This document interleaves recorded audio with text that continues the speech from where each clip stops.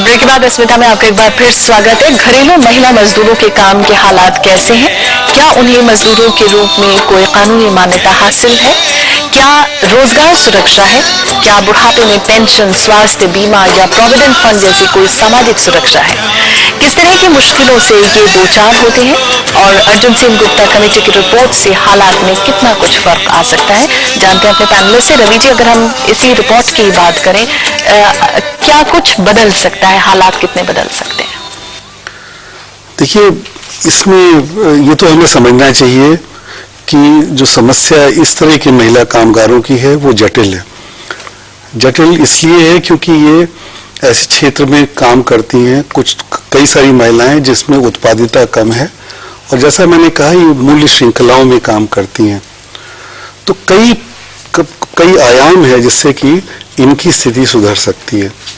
Arjun Singh Gupta commission में हमने ये कहा कि दो प्रमुख तौर से इनकी स्थिति और असंगठित क्षेत्र के मजदूरों की स्थिति में सुधार करने की कोशिश करना चाहिए। एक हमने कहा कि ऐसे कदम उठाने चाहिए जो कि प्रतिरक्षण के हों, प्रोटेक्शन के हों, और दूसरा जैसा अनुज जी ने कहा जिसमें हम उनकी स्थिति को सुधार सके, प्रोत्साहन के कदम होना चाहिए, उनके घर की स्थिति सुधर सके, उनके काम करने की स्थिति सुधर सके, उनका वातावरण सुधर सके। दोनों प्रकार की स्थितियों के लिए कदम उठाने के लिए अर्जुन सिंह गुप्ता कमीशन में, और ये पहला कमीशन नहीं है, मैं आपसे ये कहूंगा कि 88 में ईला भट्ट जी की अध्यक्षता में श्रम जो शक्ति रिपोर्ट थी उसने भी बहुत अच्छे सुझाव दिए थे। हमने 2007 में काफी सुझाव दिए दोनों ही संदर्भों में। कैसे सामाजिक सुरक्षा दिया सकता है? पहली बात तो ये इनका नियमन होना चाहिए, रजिस्ट्रेशन, जितने असंगठित क्षेत्र में मजदूर हैं उनका रजिस्ट्रेशन होना चाहिए। इनको एक न्यूनतम सामाजिक सुरक्षा प्राप्त होनी चाहिए। इनके काम में जो जितना ये काम करती हैं उसका मूल्यांकन करने की एक विधि होनी चाहिए, और उसको फिर किस तरह से उनको ये प्राप्त हो सके, उनके न्यूनतम उनको मजदूरी मिल सके और उनका शोषण खत्म हो। कई तरह से शोषण होता है महिलाओं का, जो इस तरह से पीस रेट पर काम करती हैं, उनका वो काम करेंगी, ठेकेदार 10% उसमें से कटौती कर देता है, रिजेक्शन का रेट बहुत ज्यादा रहता है, मजदूरी कम, और उस मजदूरी में से भी एक तो कभी कच्चा माल अपनी जेब से उनको देना पड़ जाता है, जितनी मजदूरी मिलनी चाहिए वो नहीं मिल पाती है। तो हमने जो एक समग्र कानून की एक रूपरेखा दी थी उसमें इन सब चीजों को हमने पिरोने की कोशिश की थी। तो हम समझते हैं कि अगर नीति जो बनाते हैं और सरकार अगर इन सब चीजों पर ध्यान दे तो बहुत सारा सुधार संभव है। तीसरा पहलू जो है वो इनको संगठित करने का है, उत्पादकों के समूह को बनाने का है, और इनकी उत्पादिता, उसकी जो तकनीकें हैं उनमें सुधार लाने का है। ये बहुत अच्छा सा लगता है, लेकिन जमीनी स्तर पर जो कठिनाइयां और मुश्किलें आती हैं। देखिए, सबसे बड़ी बात तो ये है कि ये औरतों की डायरेक्ट किसी के साथ मालिक का रिश्ता नहीं है। इन्हें मालूम नहीं कि फैक्ट्री मालिक कौन है। जैसा डॉक्टर साहब कह रहे हैं कि ये ठेकेदारों के जरिए सामान आता है, ठेकेदार के साथ बार्गेनिंग की कोई पोजीशन नहीं है, क्योंकि अगर एक जगह पे काम ये कहें कि पैसे बढ़ाओ तो ठेकेदार वहां छोड़ के दूसरी जगह चला जाएगा। तो वो जो कमजोरी है, क्योंकि कोई सिक्योरिटी नहीं है, किसी तरह की गवर्नमेंट की कोई सपोर्ट नहीं है, तो उस हालात में इनके पास और कुछ नहीं बच जाता सिवाय इसके कि जो कंडीशंस हैं उसी में काम करें।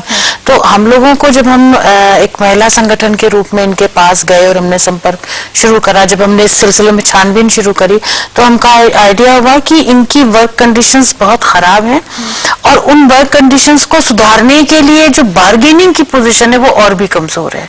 तो ऐसे में जब तक सरकार इंटरवीन नहीं करेगी, सरकार हस्तक्षेप नहीं करेगी, आपका जो हालात हैं उनको बेहतर बनाना काफी मुश्किल होगा। आप तो मंत्रालय में रही है रीवा जी, बहुत अच्छी रिपोर्ट्स हैं, जैसे रवि जी ने भी जो बताया, कितना कुछ सुनहरा खूबसूरत सा लगता है, लेकिन अमूमन ऐसी रिपोर्ट्स में इम्प्लीमेंटेशन में देरी की वजह क्या होती है? इम्प्लीमेंटेशन में देरी इसलिए होती है क्योंकि एक्सेप्ट नहीं होती रिपोर्ट्स। सब वर्ग उसको एक्सेप्ट नहीं करते, राज्य सरकार एक्सेप्ट नहीं करती, उनको मानती नहीं है उनको। लेकिन सबसे बड़ी बात यह है कि किसी को, ज्यादातर समाज में किसी को अभी तक इसका ये नहीं पता लगा कि ये जो महिलाएं करती हैं ये काम कितना बढ़िया होता है और कितनी इसमें फैमिली की ट्रेडिशंस होती, कितनी इनकी मतलब सदियों से ऊपर से नीचे तक माँ करती है, बेटी करती है, बेटी की बेटी करती है, और ये जो स्किल्स होते हैं ये इतने अच्छे होते हैं कि इनको प्रिजर्व करने की जरूरत होती है। हिंदुस्तान को चाहिए वो हैंडीक्राफ्ट का स्किल, वो हाथ का काम किया हुआ, और अगर हम इनके लिए एक मिनिमम वेज तय नहीं करेंगे, हो सकता है इनको भी कोई और काम मिलेगा तो उसमें लग जाएंगे जिसमें ज्यादा इनको आमदनी मिलती, लेकिन इधर ही इनके स्किल को अच्छी तरह से प्रोत्साहन देके आगे बढ़ाने के लिए हम इनके लिए मिनिमम वेज तय करें, और एक तरीका हो जिससे इनको पता भी लगे कि इनका मिनिमम वेज ये है। तो इसके लिए थोड़ी सी आई थिंक पब्लिसिटी करने की भी जरूरत होगी, जैसे आप एक प्रोग्राम आज कर रही हैं, इस तरह के प्रोग्राम हो जाए और सरकार भी लग जाए इनकी, तो इनकी तरफ से भी थोड़ी डिमांड आ जाए, इनको एक तो पता लगे कि बाजार में इनकी बनाई हुई चीज की कीमत असली क्या है, ये भी बताने की जरूरत है, ये भी बात सामने आनी चाहिए, ताकि ये भी आपस में जुड़ जाए थोड़ी सी, और जुड़ जाएंगी थोड़ी सी शक्ति आ जाएगी इनके अंदर, एकता में बल होता है, थोड़ा सा अगर नजदीक आ जाएंगी। लेकिन इनको घरों में बैठी हुई अलग अलग, इनको यही नहीं पता है कि इनके हाथ के काम में कितनी ताकत है और इससे कितना लोग कमा रहे हैं। सुमंगला जी, अगर हम इसी बात को आगे बढ़ाएं, जो विश्व में जो मंदी आती है, मंदी जो बाजार की मंदी हम कहते हैं, उसका इन घरेलू कामगार औरतों पर कितना बुरा असर पड़ता है? तो बहुत ही डायरेक्ट असर पड़ता है। जैसे कि रवि जी बोल रहे थे कि ये जो मूल्य श्रृंखला है, वैल्यू चेन जो है, उसके साथ सबसे ज्यादा आजकल जुड़ी हुई है ये इन महिलाओं का काम। और ये मैंने भी अर्जुन सेनगुप्ता कमीशन के साथ कंसल्टेंट के रूप में काम किया था। उस वक्त हमने कुछ डेटा देखा था इसके बारे में, और ये जो एक आम परसेप्शन ये है कि ये जो घरेलू काम है वो ज्यादातर ट्रेडिशनल काम होते हैं। हमको ताज्जुब ये हुई कि डेटा देखकर कि कंप्यूटर पार्ट्स तक घरों में बने लगे हैं। तो खाली हैंडीक्राफ्ट्स और हैंडलूम्स नहीं, वो तो ट्रेडिशनली हो रहे हैं होम बेस्ड वर्क, लेकिन काफी सोफिस्टिकेटेड काम भी हो रहा है। तो और जहाँ तक ये एक्सपोर्ट्स की बात है, ये काफी सारे इनकी जो प्रोडक्ट्स है, ये तो जैसे रवि जी कह रहे थे कि नाइकी और गैप और इस तरह के बड़े बड़े चेन्स जो है, बेनिटन, इस तरह के घरेलू मजदूरों के ही प्रोडक्ट्स को सोर्स करते हैं। तो जब विश्व मंदी हुई तब तो इन पे काफी असर पड़ा। कितना बड़ा फायदा दिखता है आपको अनुज जी उन ठेकेदारों के लिए जो इन जैसे लोगों से काम करवाते हैं, बड़ी रकम अपनी जेब में रखते हैं और इनके हालात वहीं के वहीं।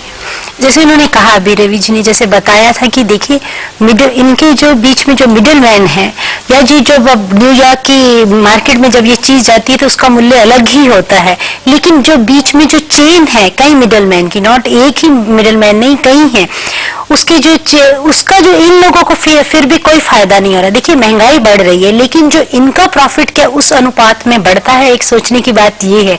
एक एक पीस पे आज भी उनको, जैसे बिंदी बनाने पे ही एक पैकेट बनाने पे 25 पैसे या 50 पैसे तक अभी भी मिल रहा है, तो ये सोचने की बात है। लेकिन वही बिंदी का मूल्य बाजार में बढ़ता जा रहा है। तो ये जो बीच का एक गैप है, ये गैप इतना अधिक है कि उस पर हमें विचार करने की जरूरत है कि किस तरीके से ये मिडिल मैन की श्रृंखला को खत्म किया जाए। बिंदी ही की बात पर हमारे बीच में कुछ बहुत जिसको कहना चाहिए सशक्त महिलाएं बैठी हुई हैं जो अपना खुद कमा रही हैं, खुद कर रही हैं। क्या अपने बारे में कुछ बताइए हमें, और आप क्या काम कर रही हैं ये हमारे साथ शेयर करिए। मेरा नाम भगवान देवी है। मैं बिंदी का काम करती हूँ, और ये बहुत ही मजबूरी में मैंने काम करा था, यहाँ तक कि मैं अपने बच्चों को टाइम से चाय भी नहीं पिला सकती थी, यहाँ तक कि सब्जी भी नहीं। फिर मैंने ये कदम उठाया, 5 रुपए का 144 पत्ते देते हैं, गुरुस का हिसाब। सुबह उठते हैं, उठ के हाथ मुंह धोया, नहाना है तो नहाओ, नहीं तो सुबह उठ के चाय पी के काम पे बैठ जाते हैं। फिर हमें ऐसे लगता है दिन में अगर हम बैठेंगे तो हमसे काम नहीं होगा, गर्मी है, परेशानी होगी। फिर अपना काम करा, दोपहर में खाना बनाएंगे बच्चों को स्कूल से लाके, फिर उसके बाद वहीं पे खाना खा लेंगे। हमें ये भी नहीं होता हम आधा घंटा रेस्ट कर सकें। कितने पैसे मिलते हैं आपको 144 पैकेट पे? 144 पैकेट बनाते हैं, जिसमें ये बिंदियां हमें 9 बिंदी से लेके 14 बिंदियां तक, 16 बिंदियां तक निकालनी पड़ती हैं। हाँ। और इस बिंदी को हाथ से ऐसे निकालेंगे तो नहीं निकलती, छाला पड़ जाता है। छाला पड़ जाता है, और उसके बाद ऐसे मुंह से निकालते हैं, ऐसे इस तरीके से निकालते हैं तो मुंह में छाला हो जाता है। ऐसे निकालते हैं। ये जैसे कि मेरे हाथ पे ही चिपक गई, इसमें ये गोंद होता है, देखो ये छुटाने से। और कितना पैसा मिलता है आपको? 5 रुपए गुरुस। हमें पीस रेट बता ही नहीं रखा गुरुस का। 144 का मेरे एरिया में जहाँ मैं रहती हूँ वहाँ पे जुर्राबे भी बनती हैं, वो भी ये रेट 144 का ही बना रखा है। सीटी बनती हैं जो खिलौनों में लगती हैं, और मेरी जैसी महिलाएं बहुत काम करती हैं, उनका भी 144 का 90 पैसे मिलते हैं। जो खिलौनों में लगती हैं, बड़े बड़े जो खिलौने बनते हैं बच्चों के, उनमें चप्पलों में बच्चों के में लगती हैं। और आपके साथ जो बैठी हैं, आप भी बताइए अपने बारे में, आप क्या करती हैं? मेरा नाम अनीता है। मैं काफी सालों से यहाँ रहती हूँ, बहुत सारे काम कर रखी हूँ मैं पहले से। आजकल मैं ये काम कर रही हूँ सॉकेट का, जिनमें मेरे तो बहुत बुरा हाल हो जाती है। ये आजकल थोड़ा काम आ नहीं रही थी, इसलिए थोड़ा मेरी हाथ सही हो रही है, नहीं तो ये हाथ मेरे यहाँ से छिल जाती है। और ये अंगूठा भी यहाँ से दब जाती है पूरा, मेरी हाथ काम के नहीं रह जाती है पूरा। कितना बनाना पड़ता है? बनती क्या है, जब सब आदमी, बच्चे तो नहीं लगते हैं, मेरे बच्चे शैतान है, हमारे नहीं लगते हैं, मेरे पति लग जाते हैं, तो दोनों जनी मिलके तो 100 कर लेती हूँ मैं दोनों जनी में। वो ड्यूटी से आते हैं तो मैं देखेंगे कि थक गई है, नहीं कर पा रही है, तो लग जाते हैं वो, तो दोनों जनी मिलके 100 पीस कर लेती हूँ। यही 25-30 पैसे देता है वो। 25-30 पैसे। कैंची अपनी होती है, धार भी अपनी लगानी होती है। नहीं, और ये चीज जो है, ये जो 2 व्हीलर का ऑब्जर्वर होता है ना, शॉकर ऑब्जर्वर, उस पर चढ़ाई जाने वाली रबड़ है। तो ये ऐसा नहीं है कि कोई छोटे मोटे मार्केट का कोई काम है, 2 व्हीलर का बड़ी कंपनी बना रही होंगी कोई, तो उन्होंने करा क्या है कि अपने यहाँ का ये काम इस तरह से बांट दिया है। अब इसकी फिनिशिंग का सारा काम बादली गांव या और दूसरे इलाकों के अंदर ये औरतें कर रही हैं, जिसमें ये पूरी कटाई के बाद इनको 25 पैसे मिलते हैं। मतलब वो पैसे तो बढ़े नहीं, बहुत सालों से काफी, मतलब तरह तरह आइटम इसके हम बना रखे हैं, लेकिन पैसे नहीं बढ़ाते हैं। कभी 10 रुपए 1000 वाले बनाए, कभी 10 रुपए ग्रुस वाले बनाए, कभी 1 रुपए किलो वाले बनाए, कभी वाले बनाए, मतलब अलग अलग आइटम खूब सारे बनाए। आजकल ये है, पैसे नहीं बढ़ाता है। पैसे की कमी आपको तकलीफ देती है? बातचीत आप लोगों से हम बस ये है कि कमियों के मारे कर रहे हैं कि पति के बहुत, ऐसा नहीं है कि परमानेंट नौकरी है या नहीं, ये है कि अच्छा तनख्वाह है, क्या उससे हमारा घर चल जाए, खर्चा मानेगी नहीं। कहीं ना कहीं आप लेकिन अपने पति के साथ कदम से कदम मिलाकर चल रही हैं, ये एक काबिले तारीफ बात है। बातचीत का हम सिलसिला आपसे जारी रखेंगे।